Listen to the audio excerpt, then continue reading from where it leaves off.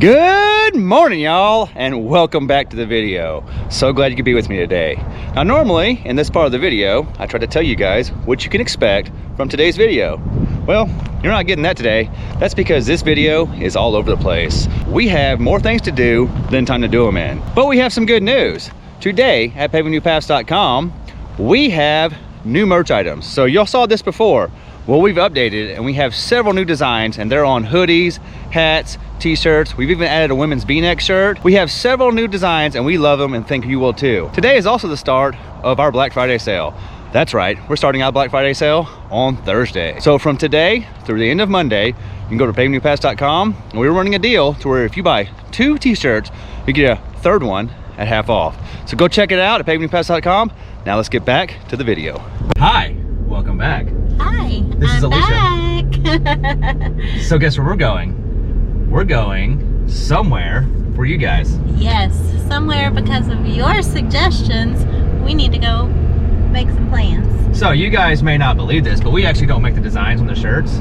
No. We're not that gifted. We are not designers. We actually use a local company that actually designed our first round. Well, now they make all of our designs for us, and we just buy them from them and use them on our own store. Yes. So the first time we said, oh, we want all this, and this, and basically we found out they're really good at this, and we just give them ideas and they come up with all the creations. Yes, it's nice to have creative people in the world. Yeah. So basically everything that you guys have been buying is stuff that they made based off our suggestions. Yes. So right now, we're going to add a line of Fulltime shirts. Yes. And we're going for Team Blue, Team Orange, and Team Green. Maybe some new stickers, we'll see. And new shirts. Yes, we're gonna get some more Good Morning stuff. Yep. And possibly some more Paving New Path stuff. And I think we're gonna have it in time for everyone to purchase things for holiday time. That's right. That's our goal anyway. So we're hoping they can come up with it quickly. And then it's also an exciting day because guess what? What? This evening the contest is over, so we get to figure out who wins the gift cards and the bike. Oh, someone's gonna be so happy. That bike, you guys, I wish I wasn't hurt so that I could ride it. Well, you know what's funny is like the day we tried to get you to ride it is also the day you got hurt. That is true. They were trying to get me on the bike and I was like, no, not right now, I'm good. It was a little intimidating to me with those big fat tires and the hills that were at the park, so I didn't ever really ride it. And then that night is when I hurt my ankle, so maybe I should have rode it. I mean, if you're gonna get hurt, the bike makes a way better story. But whoever wins, you'll have to let me know how you like your bike, because it's coming up soon. So anyway, we're gonna go see the designers and get our designs done. And then, the next time you see us, we'll probably be announcing some winners. Woohoo! Good luck! Hey y'all, welcome back. We're here at the RV. Don't mind the mess. We're currently getting ready to get back on the road, so nothing's where it's supposed to be, but we're starting the process of getting this thing ready to hit the road again. Which means we're moving everything back in for the second time in 3 months. But that's not what this is about. Today, I'm gonna talk to you about you guys. You guys are awesome. So it's been 2 weeks since our website launched, and we are overwhelmed with the support you guys have shown. If it would have been a third of the success it is, we would have felt grateful. You guys blew it away. Between watching our videos, signing up for the newsletter, and purchasing the merchandise, you guys have let us know that you really enjoy watching the videos and hanging out with us. Today's a big day because our website did open 2 weeks ago. That means the e-bike giveaway and the gift card giveaway is now over. And it's time to find out which one of you guys are going to be the proud owner of a new e-bike or 3 $50 gift cards for pavingnewpaths.com. Are y'all ready to find out who's going to win the e-bike and the 3 $50 gift cards? Well, we're getting ready to do it. Let's get started with the big grand prize. So who is going to take home the 48 volt electric e-bike from Hemingway? Now, if you signed up for the newsletter, all I have is your email address, so I'm just going to say your handle. If you purchase merch, I will say your first and last name. Without further ado, who is going to win the 48 volt electric e-bike? Drum roll, please. Number 1077. Let's go see who the lucky winner is. All right. I can't say that. My text is going to mess this up. It's travel like no one else. Oh, travel like no one else. It looks really hard if you try to spell it out like it's a name. It's travel like no one else. So congratulations to travel like no one else. You are the proud owner of a 48 volt electric e-bike. Let's get to the gift cards.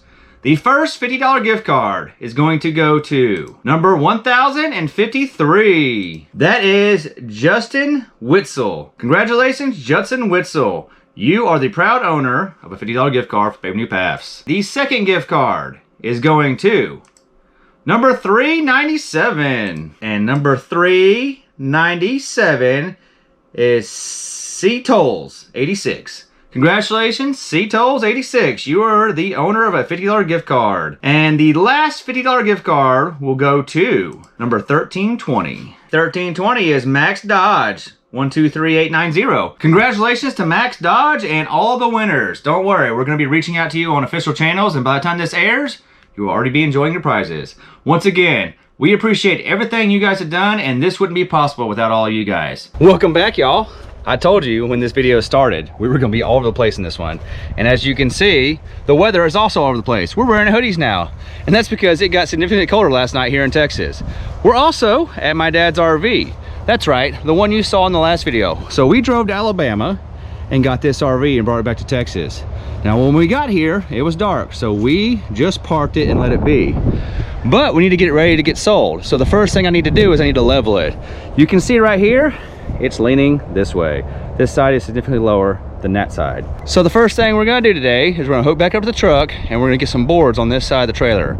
We also have a few repairs to do and we have some winterizing to do because it's gonna be freezing tonight. But let's get this thing leveled and then we'll talk about the rest of the things we're gonna do to this thing to get it ready to get sold to possibly one of you guys. Now, if you're interested in this thing, this is a 2011 Forest River Sierra 28BH.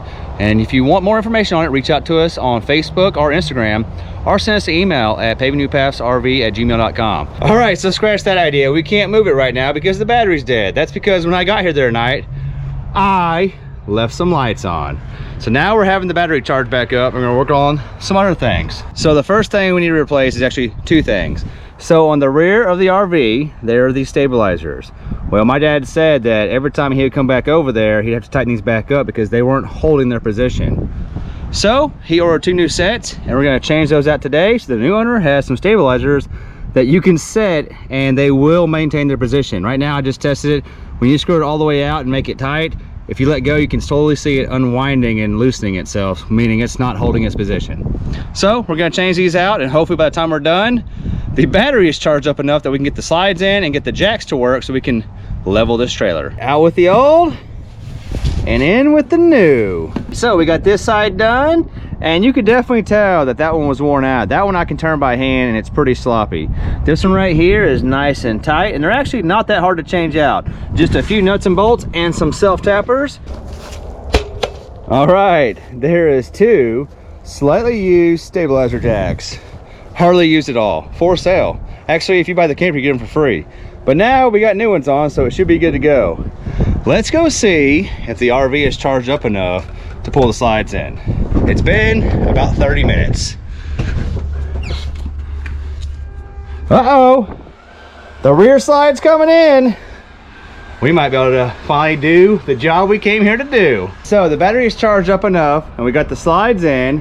Now we're gonna hook it back to the truck and we're gonna try to level this side with these boards. I'm gonna set you guys up on the fence back there and you can watch me work.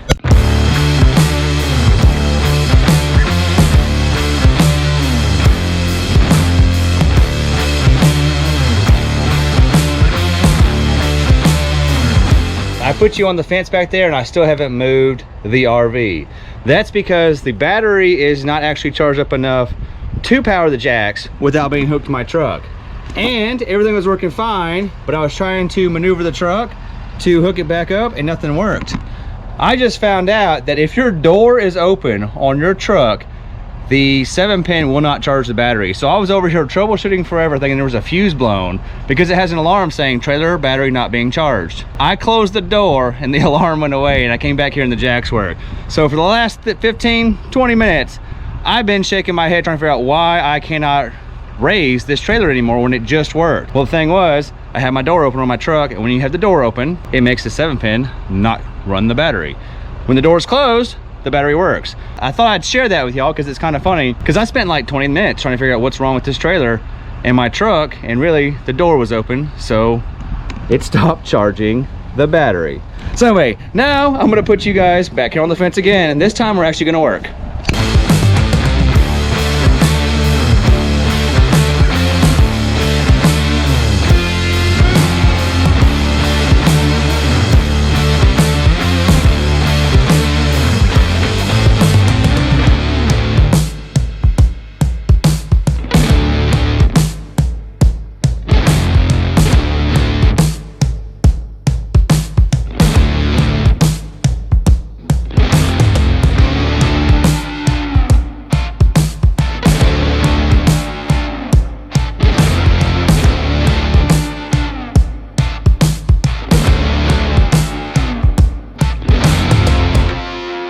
So we had the trailer leveled and we had the slides back out. Took a lot longer than I expected because the battery really does not have a lot of charge on it unless it's hooked to the truck. So even after I got disconnected, I still had to have it hooked to the truck to keep the battery charged up so I could get the slides out. But that's okay because we're gonna have shore power here now. We left it sitting here for 2 days and apparently we left some things on and it killed the battery. But now I'm gonna have it hooked up to electricity here, at least a 15 amp inside this building. So at least we'll be able to maintain the battery. And if not, we may just have to replace it because we let it go bad. But now we have to do some things to get ready for the cold weather tonight. And that is, we're gonna drain the hot water heater tank and we're gonna open up the low point drains. And then we're gonna use the air compressor on my truck to blow out all the air lines so that there's no water in any of the lines tonight because it is gonna get into freezing. So we have the hot water heater anode rod out and we have all the low point drains opened up. Now we're gonna go inside to each one of the faucets and we'll open up the taps and we'll use our air gun right here that's hooked to our onboard air on our truck, and we'll blow air through all the lines and we'll blow all the water out of the low point drains. That way there's nothing left in the lines tonight when it gets below freezing. So we got the lines blown out and everything should be good to go for tonight's freezing weather.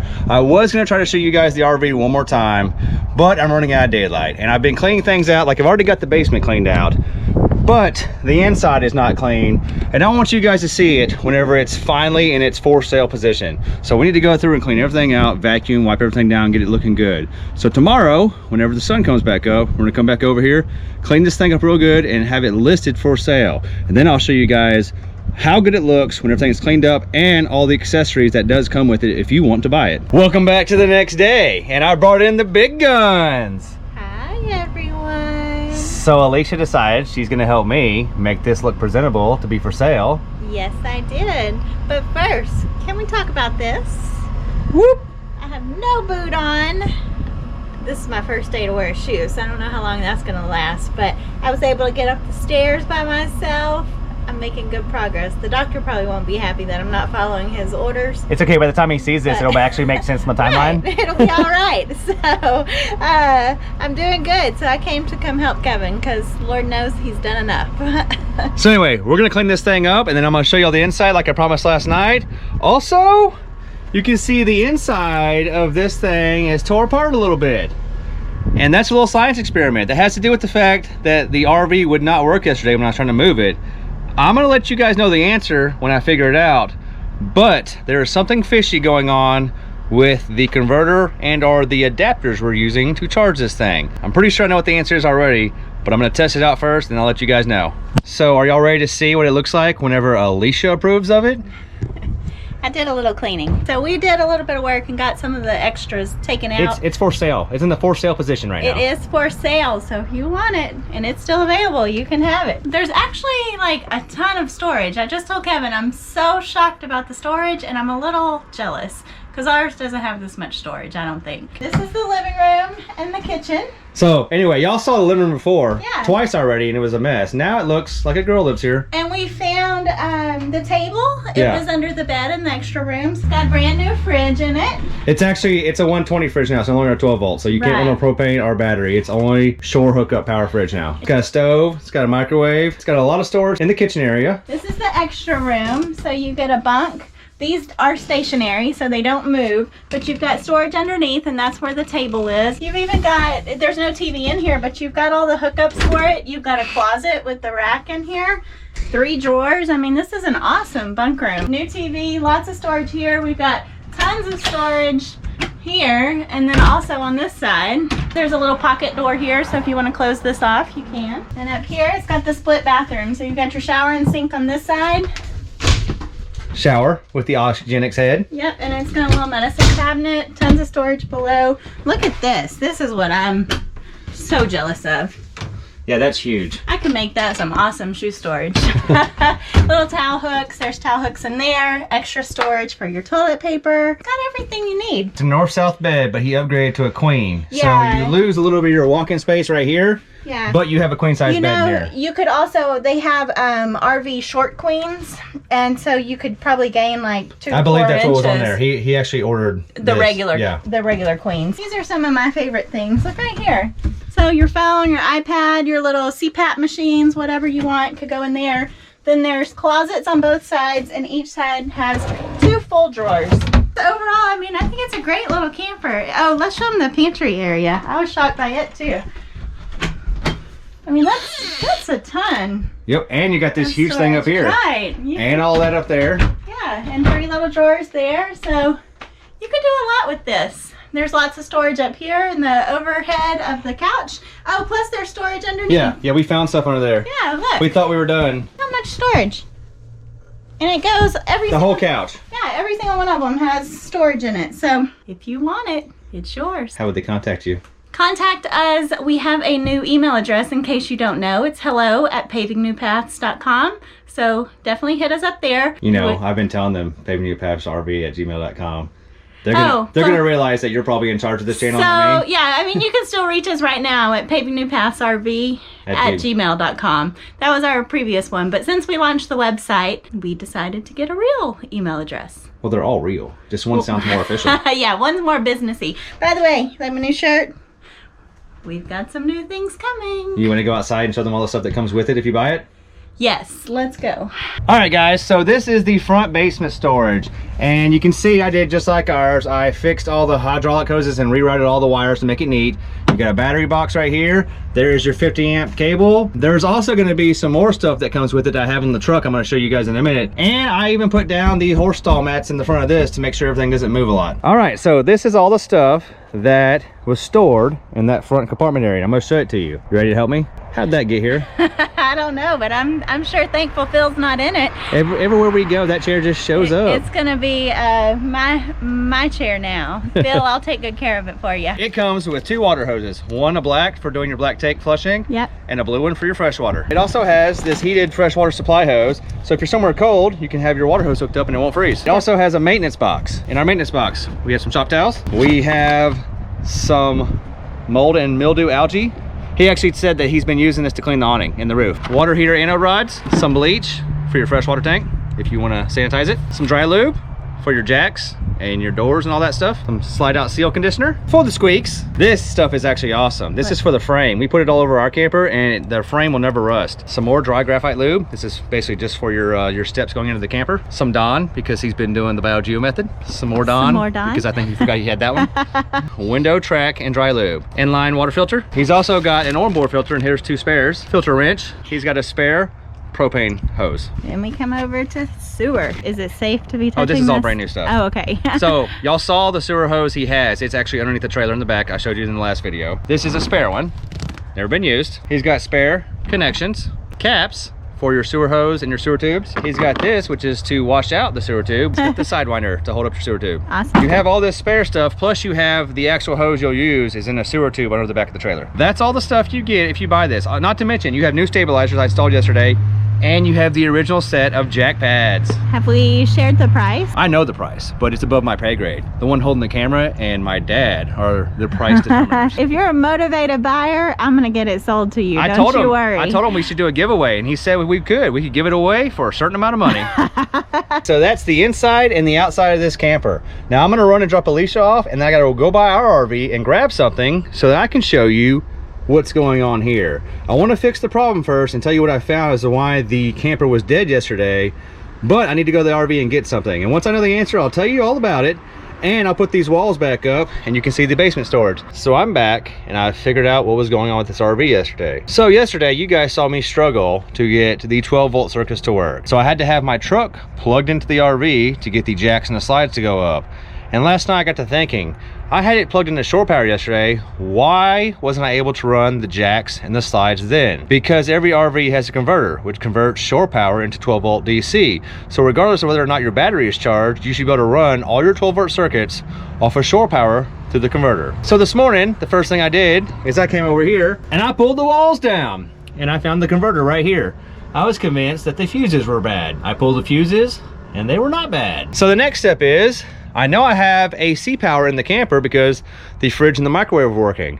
So I came over here to the breaker box. So when you have a 50 amp camper, you have 2 hots, a neutral, and a ground. So for your breaker box, you have 2 mains. That's because it's a 50 amp camper, which usually means hot wire, hot wire. So this side will be hot, and this side will be hot. When you use an adapter like a 30 amp to a 50 amp or a 15 amp to a 50 amp, you're gonna have 1 hot leg, which means one of these is gonna be hot and the other one's gonna be dead. So I got to looking, this side was hot, this side was not. Well, the converter used to be right there. So I just moved the breaker over and now everything's working.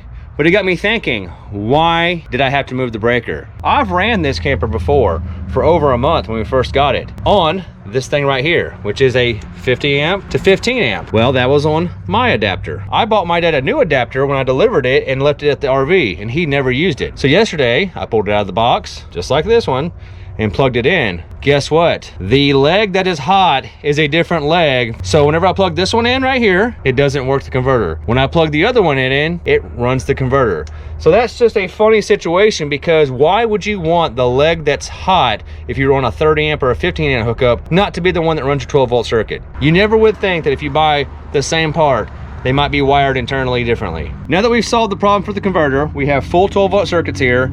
The battery is actually being charged again, so it shouldn't be dead tomorrow. I'm gonna go ahead and I'm gonna put all these walls back up, and then I'm gonna show you this underbelly storage when the walls are in place, because it's actually pretty big. So we have the breakers moved back over so that they work with the adapter from my camper. I got the walls put back up, and you can see it's a huge basement storage. If you guys are interested, be sure to hit us up on our social medias, or at hello@pavingnewpaths.com, and this could be your RV. Now, I think that's gonna do it for us for this thing, but we have some work to do on our RV because we're getting ready to hit the road soon. We're at the RV, and I actually came over here to work on some things I've been putting off because of Alicia's accident. We actually didn't plan on hitting the road until after Christmas, but since Alicia's feeling good, we're back on the road soon. That means there's some things I've been putting off fixing that I need to get done before we go, because it'll be much easier here. Well, the thing I came to fix, I can't do because it's raining outside now, and it's an outside project. But as I was packing up, getting ready to leave, I noticed something else needs attention, because RVs always need attention. This right here. You're probably going, what is that? Well, this is my trim piece that goes up there. And you're probably going, well, why didn't you fix that? Because I've already told you that all the other ones have fallen off at one time or another, and I fixed them. Well, that's because this one's only a half piece. And I figured the reason the long ones fell off is because an RV does a lot of this when driving down the road, and the flexing made those fall. This one has never been loose before. I guess it has, I just haven't noticed it, but we're gonna fix it now. When those fell off, all I did, and it was pretty simple, is I took them off the rest of the way. I used some Gorilla wood glue, and I put a bead along the entire way. Then I put it back up in place. I used my dead blow hammer to make sure it was fixed properly. And then I get some painter's tape and just hold it in place and let it dry for 24 hours. May not be the right way, but it's the way that's worked out for us for 2 years now on all the ones that did fall off. But the thing is when they do start falling off, you have to watch out, because they'll fall off when you're traveling and your slides are actually in. So when they fall off on top of that slide up there. Well, they have nails in them. So if you extend them out like we did one time, you can mess up your slide seals, because the nails will actually go through the rubber on the way out.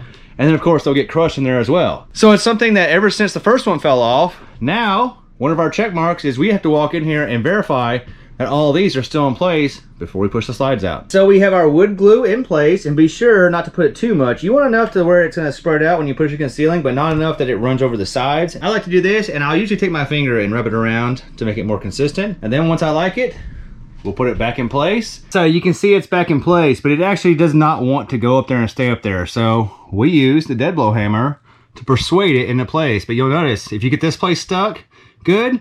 By the time you get over here and start hitting on this will fall out. It's in there, but it doesn't want to stay up there. So that's why we get the painter's tape out to hold it in place until the glue dries. We have it in place, and we have the painter's tape up there holding it.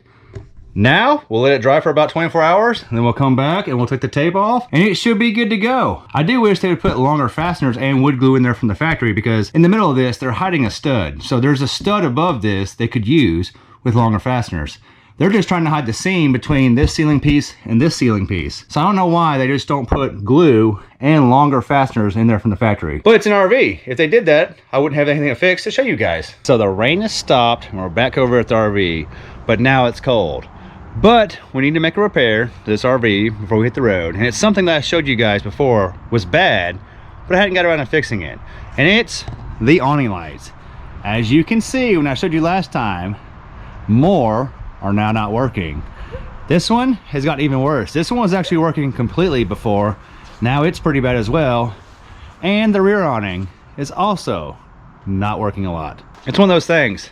When one goes, they slowly all start going. But this should be pretty easy because I watched a YouTube video on it.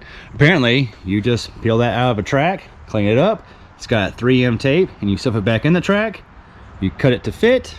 And because I got these from Carefree of Colorado, they could have the connectors already on them, so we don't have to actually do any splicing. This is my first time and it's RV stuff, so we're gonna do it together. So step one is I just got this pick right here and I got the edge of it and it just pulls right out of this channel. So taking them apart is gonna be pretty easy. I just checked the new ones that they do have the plug, so we should just have to plug and play. And we'll actually have to come up here and we'll clean this channel out really good. I think I'm gonna use some mineral spirits. And then it's just about putting it back up there and cutting it to fit. My kids would really love to do this with me.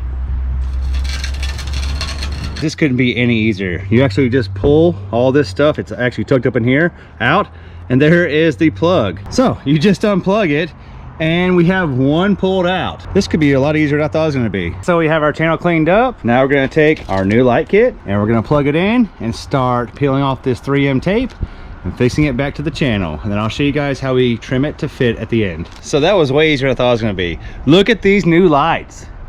All in all, I think that took me about 10 minutes to replace that, to pull the old one down, clean the channel, and get the new one ran up. So now we're gonna do it 2 more times. And we should have all the repairs done before we hit the road again.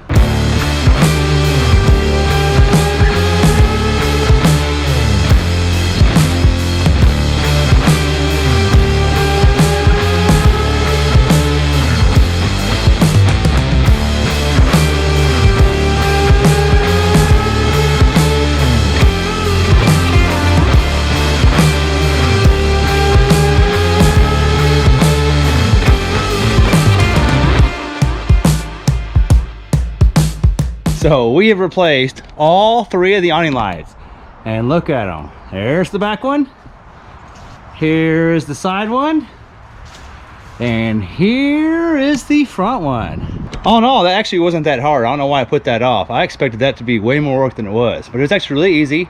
You just pull them out of the channel, they have a plug and play, clean them out, and they go right back in with that 3M tape. I can't believe they don't last as long as they do for what they cost. So each one of these was $60. So 60 bucks, 60 bucks, and 60 bucks for the replacement lights. Our camper's a 2020, and in 2021, this one right here started having random ones going out. And slowly but surely, over time, every time we turned it on and looked at it, 1 or 2 more lights would be gone. And then this one started doing it.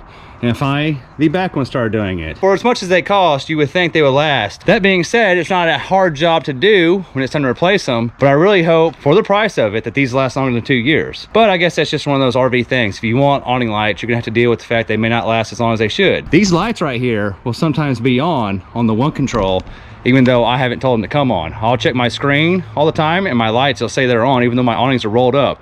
So they could actually be on a whole lot more than I think they are.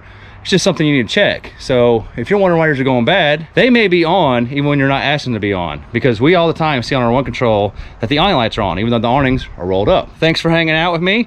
Hope you enjoyed this random video of us all over the place. And the reason we're all over the place is because we're getting ready to hit the road. In the next video, you're gonna see us packing this thing back up and we're going back on the road for the holidays. Remember, head over to pavingnewpass.com because our Black Friday sale is live starting today. Go check out those new designs. We love them. We think you will too. And remember, if you buy 2 shirts, you get a 3rd one at 50% off. Love you. See you next time.